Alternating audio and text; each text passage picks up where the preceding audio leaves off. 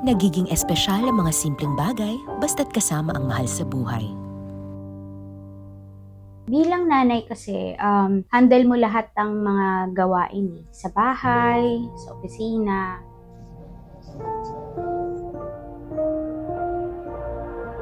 Actually, ako simple lang naman pag Pasko. Basta sama-sama lang sa bahay and then mauubos yung handang iniluto. Kahit na simpleng Pasko lang na handaan, nandun yung gift giving. Especially sa bata kasi nagiging symbol ng Christmas for them, yung may surprise para sa kanila.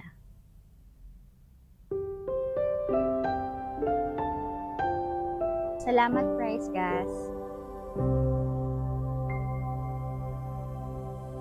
Hindi man madali ang araw-araw, may Paskong ipagdiriwang kasama ang Price Gas.